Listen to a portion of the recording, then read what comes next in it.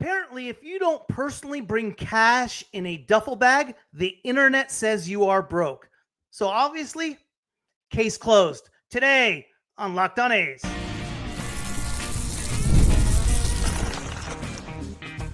You are Locked On A's, your daily podcast on the Athletics, part of the Locked On Podcast Network. Your team every day. Welcome to Locked On A's, part of the Locked On Podcast Network. Your team every day. I am your host, Booney. One name, all passion, zero sugarcoating. I've been riding with this franchise since Ricky terrorized the base pass and the Bash brothers made pitchers wish they had taken up accounting. This isn't just a podcast. It's a no BS clubhouse for A's fans. We cover it all. Vegas, Sacramento, wherever the green and gold takes the field. And we do it loud, loyal, and unfiltered. We are free and available wherever you get your podcast, including YouTube. So do me a favor and hit that subscribe button wherever you get your podcasts. When the A's saga started unraveling, I was like a lot of fans, angry, confused, holding on to the voices I thought were fighting for us. I listened to your Brody Brazils, your Damon Amendolas, even Locked On's Sully, and many others. I thought Vital Vegas, Scott Robin, was some kind of truth teller. I really believed you were all standing up for the people, and I almost walked away from baseball because of it. I was that close.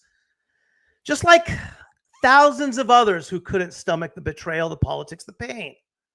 But then the cracks started to show. I saw the lazy takes, the misinformation, the arrogance. Vital Vegas claiming Fischer would have to sell his Gap stock and pay capital gains tax like that's how stadium finance works. No mention, zero, of Senate Bill 293 Skinner, a bill that shaped this entire conversation.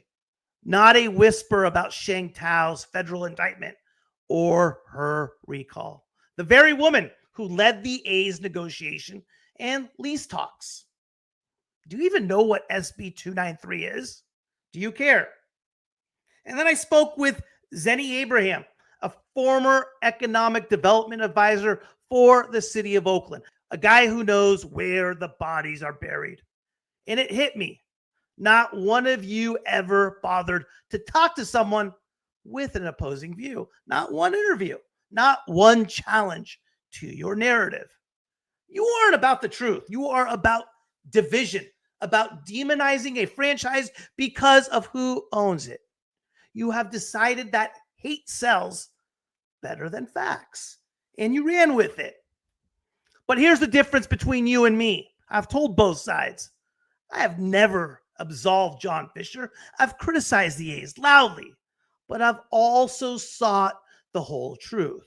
And now your lies have become poison. Your campaign has become a war on the very thing you claim to love.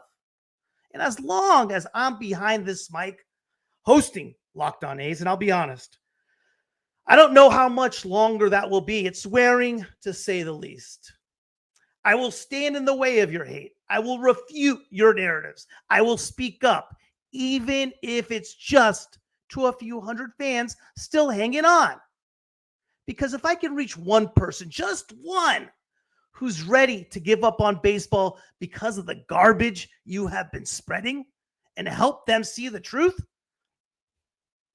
then it's been worth it. I'm not here for clout. I'm not here to be liked. I'm here for the game. I'm here for the truth. And I'm not backing down. Let's cut through the noise. There's been a lot of loud, clueless chatter lately claiming John Fischer doesn't have the cash to cover his end of the A's new Las Vegas stadium. The talking heads are suddenly experts in billion-dollar finance because they read a headline about a $2 billion price tag. They saw the words investor search and assumed that meant Fischer's broke. Cute. But this isn't monopoly money we are dealing with. This is how billionaires move in the real world and how stadiums get built. The man has money. He's just doing what every smart owner in every sport does, structuring a project with multiple funding sources, minimizing risk, and leveraging public-private partnerships. And this isn't uncharted territory. Critics act like Fischer's inventing some new model. He's not. This mirrors how every modern stadium is financed: private capital, public contribution, bank loans, corporate partnerships, and layered equity. Fischer isn't flying blind. He's playing the same game owners from Jerry Jones to Steve Ballmer already mastered. If anything, he's late to the party. You think SoFi Stadium or Global Life Field were paid 4 out of 1 guy's checking account? Please. I'll talk about recent examples of how financing sports stadiums have happened and compare them to the A's plan a bit later. We are talking about a stadium originally estimated at $1.5 billion, which ballooned to $2 billion. Let's say $2.3 billion to make the skeptics sleep better at night. Out of that, $380 million is locked in through Nevada's public financing. That leaves $1.9 billion for Fischer and the A's. Guess what?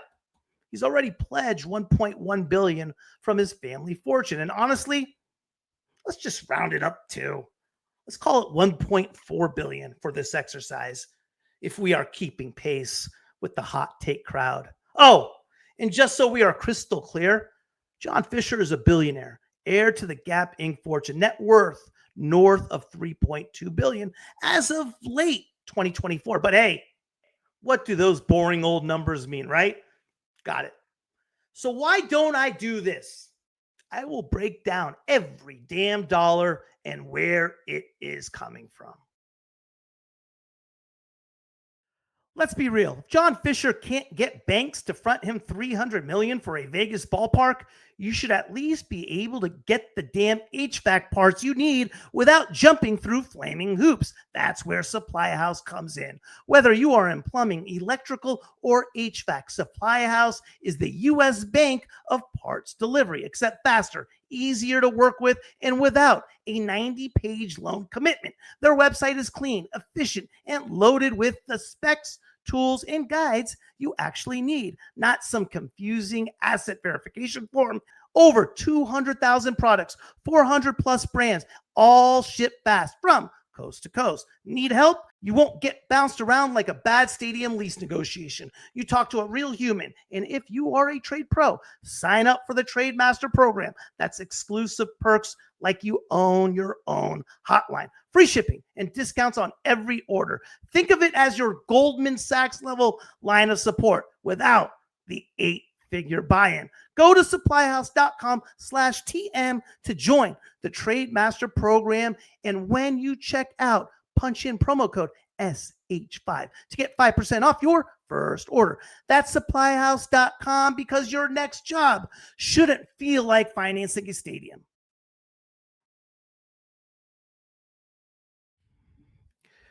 Still not convinced that John Fischer has the money? I figured. Well, U.S. Bank sure is. They, along with Goldman Sachs, reviewed Fischer's actual brokerage statements, his assets, his cash flow, his SEC filings, the stuff that actually matters. After all that, they signed off on letters of commitment and extended hundreds of millions in commercial loans. That doesn't happen unless they have done forensic level due diligence.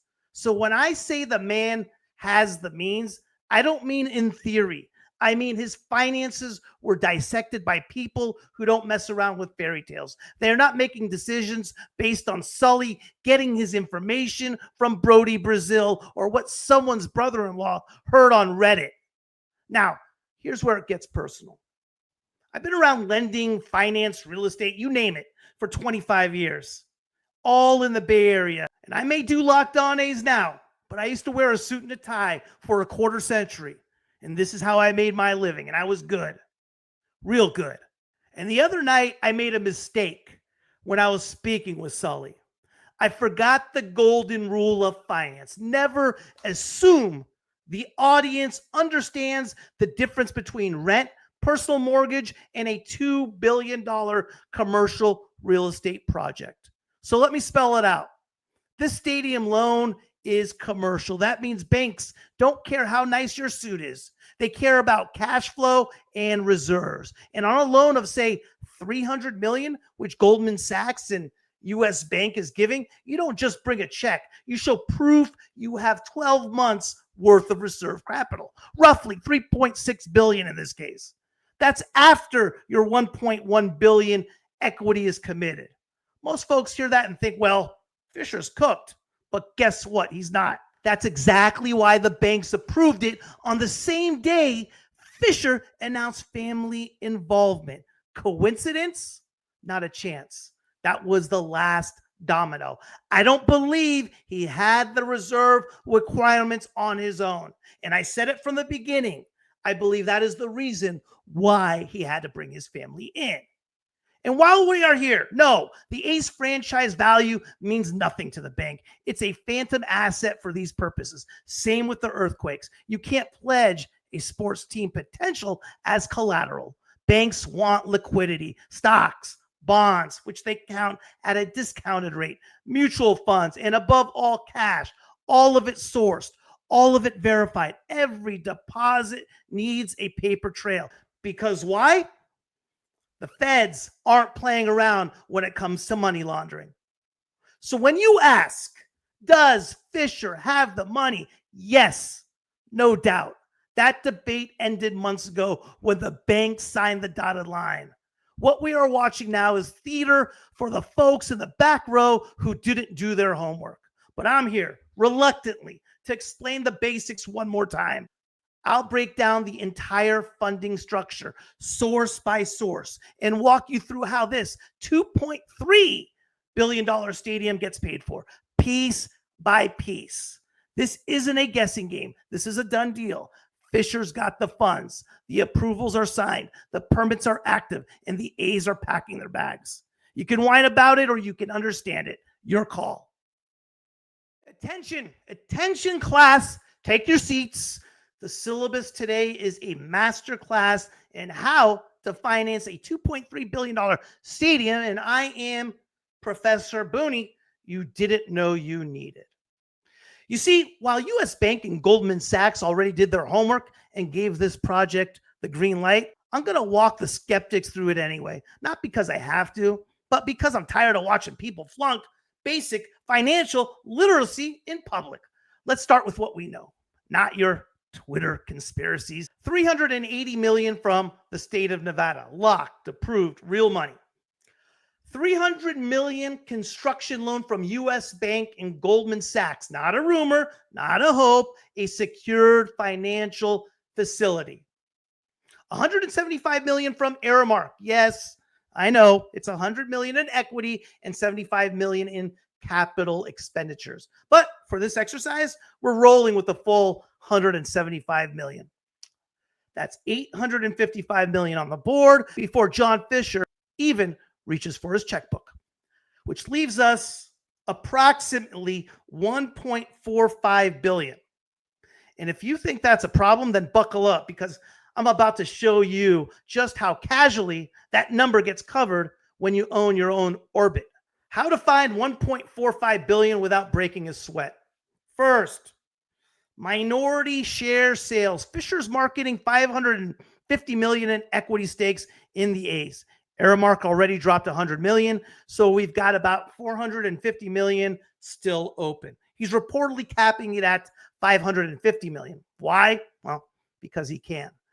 San Jose Earthquake valued at $600 million. He could sell them tomorrow for $400 million, $500 million maybe, but doesn't even have to. But the values there is my point. Naming rights and sponsorship. The A's are building on the damn Las Vegas Strip. Allegiant pays $20 to $25 million per year for the Raiders Stadium. If the A's land even a $15 million a year deal over 20 years, that's $300 million right there. And yes, there could be advance payments or financing tied to it. Gap stock, according to Market Screener, which is probably the most consistent with SEC filings, Fischer owns approximately 43 million shares of Gap Inc. If you're showing 35 million, it doesn't really matter as far as this exercise. It's about 880 million in value. He can borrow that tomorrow if he wants, let's say 500 million conservatively through a margin account or a securities-backed line of credit, whichever tool he feels like using. His brothers, William and Robert, own similar Gap stock positions. For today's purpose, let's say they chip in 250 million each using the exact same methods. Fischer Core Holdings in 2004, Donald and Doris Fischer transferred nearly half their Gap stock into this family partnership. It controls around 101 million shares and is separate from what the brothers own individually. That block alone is worth around 2.9 billion.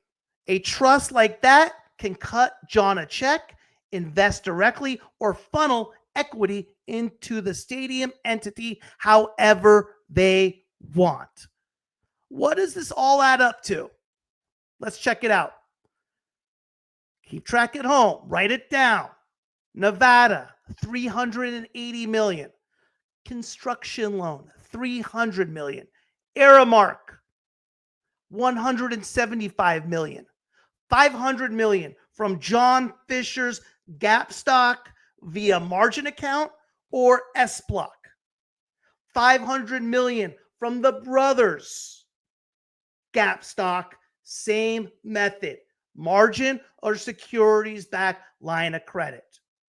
Fisher's Core Holding, 525 million, same way, S block or margin account. Not difficult. Grand total, 2.38 billion. And that's assuming he doesn't sell the earthquakes.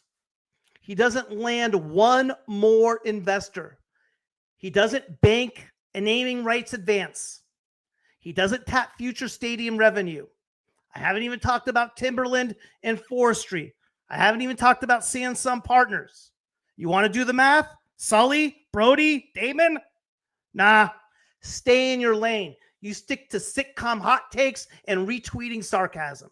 Because while you're all busy guessing, Fischer already showed us his work to Goldman Sachs, U.S. Bank, and the Las Vegas Stadium Authority. And guess what? They gave him an A. Oh, and for those now pivoting to, yeah, but he'll be broke after. Well, define broke.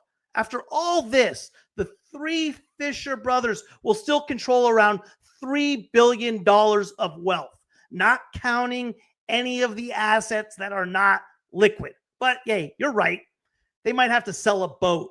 Tragic. Now, you will move the goalpost again, but they can't do that. Yeah, they can. But they won't do that. Well, maybe not. That's not the point. I'm not here to prove what John Fischer will do. I'm here to show you he absolutely can. And let me leave you with this nugget. You don't draw down money until you absolutely need to. You know why? Because you don't pay interest until you have to. That's not a rich guy thing. That's a smart thing. Whether you are a billionaire, a millionaire, a thousandaire, or a dollaraire. Any more questions?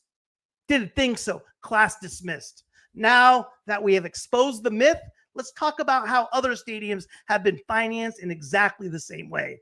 Coming up next, real world comps that make this playbook look like standard operating procedure.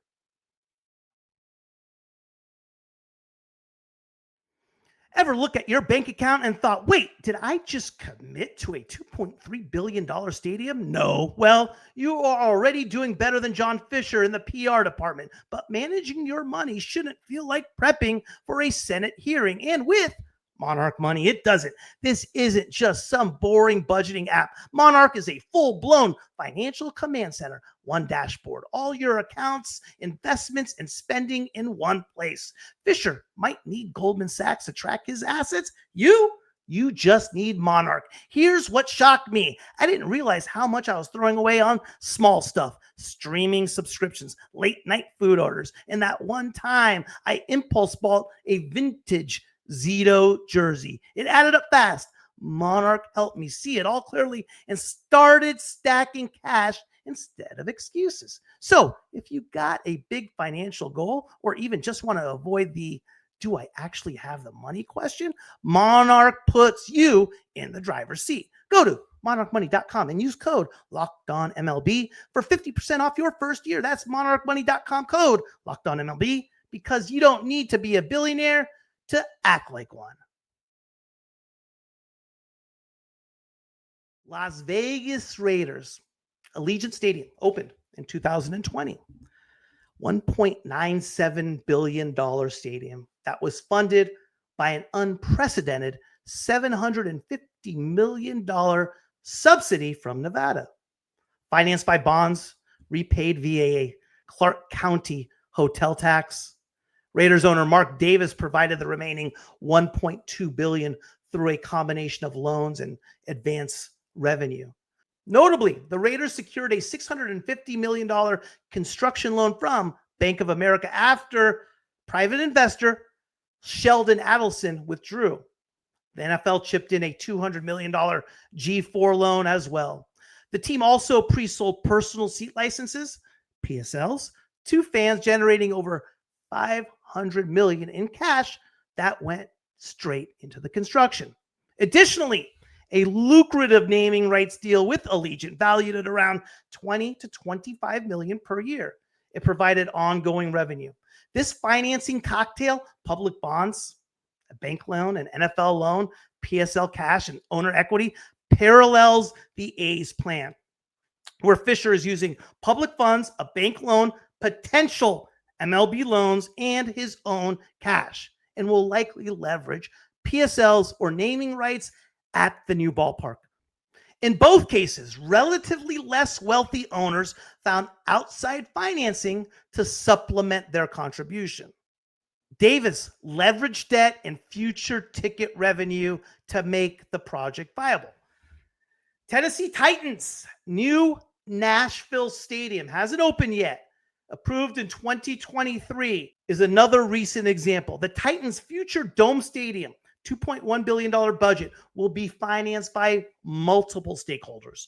The deal includes $500 million from the state of Tennessee, $760 million from Metro Nashville Sports Authority via revenue bonds supported by a new hotel tax and sales tax redirect in the stadium district, and about $840 million from the Titans and NFL. The private $840 million portion will draw on a $200 million NFL loan, and the rest from the team, largely funded by PSL sales to fans and team ownership equity loans. Essentially, the Titans will use the exact toolkit as the A's: public money plus NFL loan plus owner cash plus PSL naming rights revenue. In return for public investment, the Titans extended their lease by 30 years, parallel to how cities expect long-term commitments when subsidizing facilities. The pattern is clear across the NFL. Even in big deals with big subsidies, owners still need to inject hundreds of millions, often by borrowing against future team income and seeking partners. Fischer's Las Vegas ballpark is simply the MLB version of this formula. Let's stay in the Bay Area, right? The other team Oakland lost. Golden State Warriors Chase Center opened in 2019. The Warriors' $1.4 billion San Francisco arena was 100% privately financed by the team's ownership group. This meant no direct public subsidy, an approach the team proudly touted. However, privately financed doesn't mean Joe Lacob wrote $1 billion check outright. The Warriors took on significant debt to build Chase Center. Reports indicated the team secured over $900 million in loans from JP Morgan Chase and partners to fund construction, with the owners contributing the rest in equity.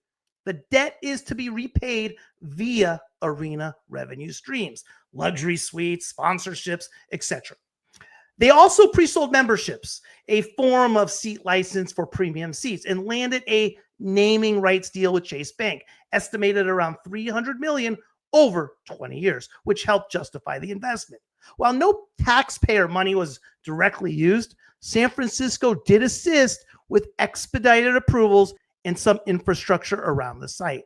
The Warriors example underscores how teams can leverage private capital markets for a stadium, much as the A's are doing with their $300 million bank loan, but those loans bank on the future's team income, making it a calculated risk. In summary, the A's Las Vegas stadium plan under John Fischer is emblematic of modern sports finance. It blends public subsidies, substantial owner equity, and private financing mechanisms like bank loans, naming rights, pre-sales, and even selling pieces of the franchise, all to assemble the needed capital. Comparable stadium projects across MLB, NFL, NBA, NHL, and MLS in the past 15 years have used the same playbook. From the Braves and Rangers leveraging county bonds and team loans to the Raiders and Vikings tapping league loans and PSL cash, to arena builders roping in corporate sponsors and partners. The A's plan is a clear continuation of this trend, a complex but time-tested formula to finance a sports palace by mixing private enterprise with public support and by treating the stadium itself as an investment to be funded by the wealth it is expected to generate in years to come. To close, sports matter. Baseball matters. And I came this close to walking away from it all. To all of it. Not because of the game, not because of a team, but because of the toxic noise surrounding it. The lies, the half-truths, the people pushing narratives driven more by hate for a man they have never met than any real understanding of the full picture. Look, I'm not here to change your mind. I've never asked for that. What I am asking for anyone with a mic, a platform, or even a voice is to respect the people who are listening to you enough to give them the full damn story. Don't twist it. Don't trim it down to fit your mood. Give it to them straight and let them decide what to believe. I'm not pro-Fischer.